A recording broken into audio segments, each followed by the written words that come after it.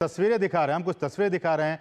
ये विरोध प्रदर्शन कर रहे हैं भाजपा के सांसद हैं, वो संसद में आपातकाल को लेकर। हम 50वें वर्ष में प्रवेश कर रहे हैं। आपातकाल हम जानते हैं कि किस तरह से 25 जून 1975 को लगाया गया था और उसके विरोध में इस तरह से बीजेपी के जो सांसद हैं वो यहाँ पे प्रदर्शन कर रहे हैं। हमारे सहयोगी शैलेंद्र इस वक्त जुड़े हुए हैं। शैलेंद्र, जैसा कि हमने कहा कि और आप भी कह रहे थे कि ओम बिरला इसको लेकर वक्तव्य उन्होंने दिया कि किस तरह से ये काला दिन था, लोगों के मानवाधिकारों का हनन किया गया, प्रेस का दम घोटा गया, ये सारी चीजें वो अपने संबोधन में कह रहे थे। क्या कुछ तस्वीरें आप दिखा पा रहे हैं हमें?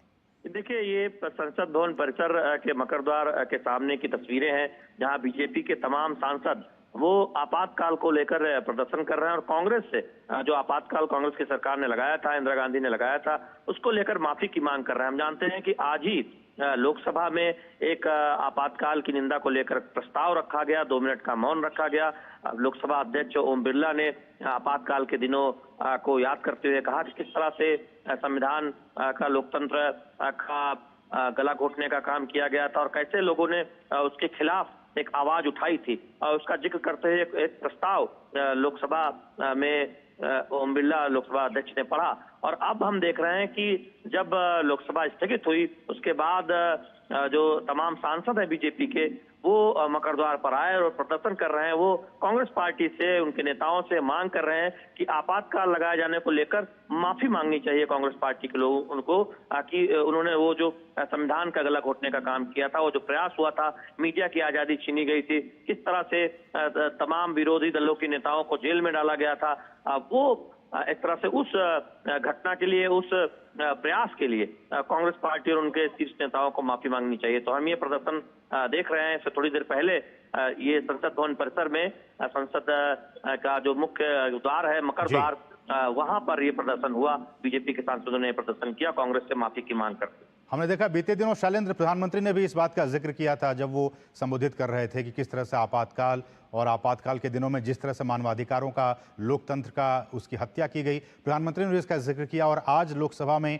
सदन में हमने देखा कि लोकसभा अध्यक्ष ओम बिरला ने भी इस बात का जिक्र किया कि किस तरह से आज की सुबह, आज 26 जून है और आज की सुबह जब लोग सो के उठे तब तक उनके अधिकारों का हनन हो चुका था, मीडिया का दम घोटा जा चुका था, लोकतंत्र की हत्या की जा चुकी थी। इस बात का जिक्र उन्होंने किया आज। देखिए, असीम 18वीं लोकसभा की जब पहले सत्र की शुरुआत हुई और उससे पहले प्रधानमंत्री नरेंद्र मोदी ने मीडिया के से बातचीत में, संबोधन में इस बात को रेखांकित किया था कि किस तरह से आपातकाल लगाया गया था और उस आपातकाल के 50 वर्ष पूरे हो रहे हैं। और तब जो संविधान को तार तार करने की एक कोशिश हुई थी, हम जानते हैं कि देश की जनता ने उसका एक जवाब दिया था और फिर उस वक्त की सरकार को झुकना पड़ा था। उस बात का जिक्र प्रधानमंत्री ने बहुत स्पष्ट तौर पर किया था। और हम जानते हैं कि कांग्रेस पार्टी उसको, उसके लिए बीजेपी निशाने पर लेती रही है। ऐसे समय में जब संविधान को लेकर बहुत चर्चा होती है, हम जानते हैं कि संविधान के मूल्यों की रक्षा हो, उसको लेकर तमाम नेता बयानबाजी करते हैं, तो ये जानना जरूरी है कि आपातकाल किसने लगाया था और आपातकाल के समय क्या कुछ हुआ था। और इसीलिए हमने देखा कि कल देश भर में बीजेपी ने प्रदर्शन किया, देश भर में नई पीढ़ी जान पाए, उसके लिए तमाम गोष्ठियां आयोजित की गई कि ऐसा प्रयास अब कभी और ना हो। और चूंकि हमारा संविधान इतना मजबूत है, हमारा संविधान, उसको हम जानते हैं कि बाबा साहब भीमराव अंबेडकर ने जो हमारा संविधान बनाया था, वो हमेशा से ही देखें तो उसके मूल्यों की रक्षा करने के लिए न केवल जनप्रतिनिधि बल्कि आम लोग हमेशा इसको लेकर सजग रहते हैं। और यही वजह है कि आपातकाल जो लगाने की जो एक काला अध्याय है, वो कोशिश कभी रिपीट ना हो, वो कोशिश कभी दोबारा कोई। सदन में जब हम आपातकाल में मरे हुए लोगों को श्रद्धांजलि दी जा रही थी तो कांग्रेस के लोग उस समय हल्ला कर रहे थे, वो उस श्रद्धांजलि में शरीक नहीं हुए। आपातकाल ने जो दर्द दिया है, क्या है, राहुल गांधी जी अंधे हैं, बहरे हैं, पढ़े लिखे नहीं हैं, पन्ने पलट के देख सकते हैं। इतने बड़े अत्याचार के काल को आज उनको तुरंत आकर के देश के सामने माफी मांगनी चाहिए। ऊपर से श्रद्धांजलि देते समय हल्ला करते हैं, देश माफ नहीं करेगा। अरविंद केजरीवाल को भी गिरफ्तार कर लिया है सीबीआई ने, इसको लेकर के क्या कहना है? वो तो लंबा करेगा, उसकी बात है। शैलेंद्र जी, इमरजेंसी को लेकर, शैलेंद्र, आप हमें सुन पा रहे हैं? देखिए शैलेंद्र, आप हमें सुन पा रहे हैं? जी बिल्कुल नसीम, हम इस बात का जिक्र कर रहे थे कि तमाम जो बीजेपी के नेता हैं वो कांग्रेस से माफी की मांग कर रहे हैं। आप कुछ कहना चाह रहे हैं? मैं ये कहना चाह रहा था कि अभी हमने मनोज तिवारी को सुना, वो किस तरह से कह रहे थे कि जब श्रद्धांजलि दी जा रही थी तो विपक्ष के लोग वहां पे हो हंगामा कर रहे थे।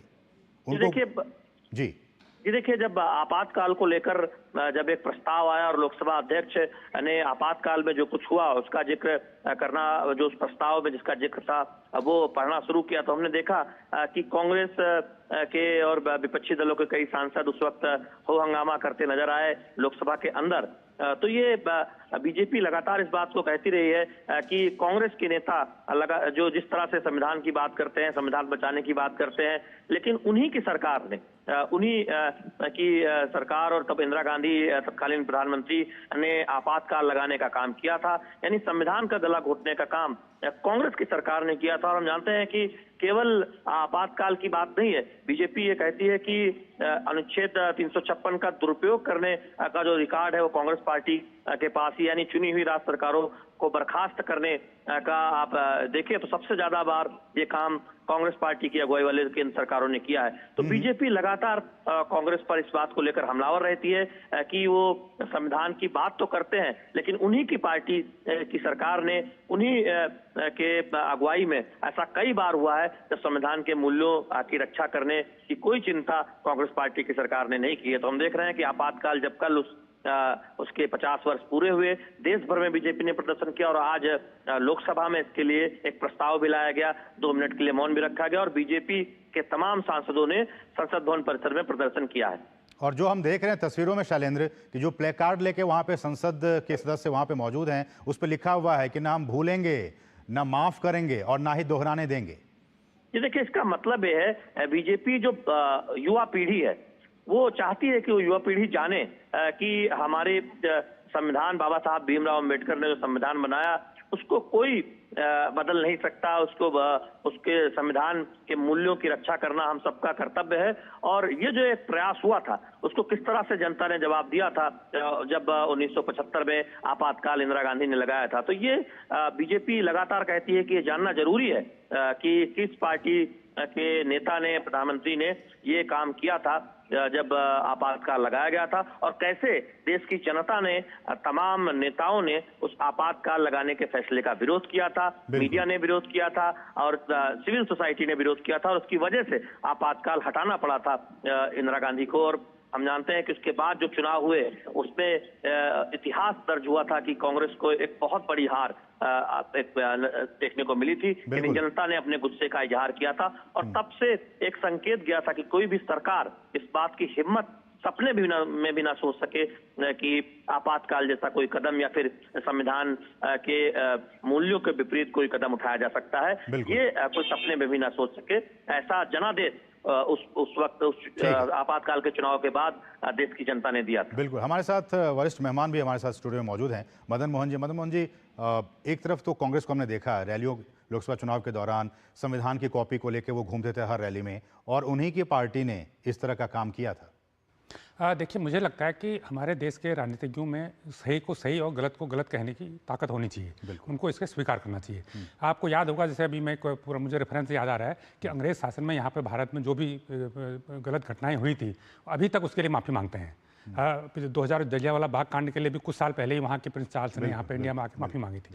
तो ये इससे कोई आदमी छोटा नहीं हो जाता। जहाँ तक इमरजेंसी की बात है तो निश्चित रूप से उस फैसले का सबने बाद में विरोध किया, लेकिन अगर उस फैसले को आप 2 तरीके से देख सकते हैं। एक तो ये बीजेपी की सरकार है, कांग्रेस की सरकार है, इस तरह से जो राजनीति हो रही है वो है। दूसरा, अगर आप देखिए कि उसको एक उस समय कैबिनेट का फैसला था, बाद में संसद में उसे मंजूरी दी गई थी, लेकिन अगर आज 50 साल के बाद हमारी संसद में ही उसके खिलाफ निंदा प्रस्ताव पारित हो रहा है, तो ये हमारा दर्शाता है कि हमारी लोकतंत्र की मजबूती को दर्शाता है कि एक गलत फैसला हुआ बहुत साल पहले जिससे बहुत सारा नुकसान हुआ, तो हम उसके लिए आज भी खेद व्यक्त करते हैं। तो मुझे लगता है कि इसको इस नज़रिए से भी देखा जाना चाहिए, सिर्फ एक पार्टी पॉलिटिक्स के नज़रिए से इसे नहीं देखा जाना चाहिए। नहीं, ऐसे में जब ये सारी चीज़ें हो रही हैं और जैसा कि हमारे सहयोग कह रहे थे कि वहाँ पे वो हो हंगामा कर रहे थे, बजाय कि वो श्रद्धांजलि देते, बजाय कि वो उसको माफ़ी मांगते, वो हो हंगामा करते हुए दिखाई। बिल्कुल, इसीलिए मैं ये कह रहा हूँ कि जो हमारे राजनीतिज्ञों में, चाहे किसी भी दल दल से जुड़ा हो, जो सही हुआ है उसको अच्छा कहने की जरूरत, उसकी एक क्षमता होनी चाहिए, उसमें एक शक्ति होनी चाहिए। जो गलत है उसे गलत कहने की भी उसका हिम्मत होनी चाहिए। ये नहीं कि ये चूंकि सरकार का प्रस्ताव है तो हम उसका विरोध करेंगे ही करेंगे, क्योंकि ये विपक्ष का है इसलिए उसका सत्ता पक्ष विरोध, ऐसा नहीं होना चाहिए। जो गलत है वो गलत है, जो सही है वो सही है। और प्रधानमंत्री ने कई बार कहा भी है कि ये एक बहुत ही काला अध्याय था, काला दिन थे, किस तरह से लोकतंत्र की हत्या की गई। और इस बात की जानकारी इसलिए हम ये बार बार कह रहे हैं क्योंकि जो नई पीढ़ी है वो इस बात को समझे, जाने। ये बहुत ही महत्वपूर्ण बात प्रधानमंत्री ने कही कि नई पीढ़ी को भी जानना जरूरी है कि क्या कुछ हुआ था 1975 में, किस तरह से आपातकाल लगाया गया था। मदन मोहन जी।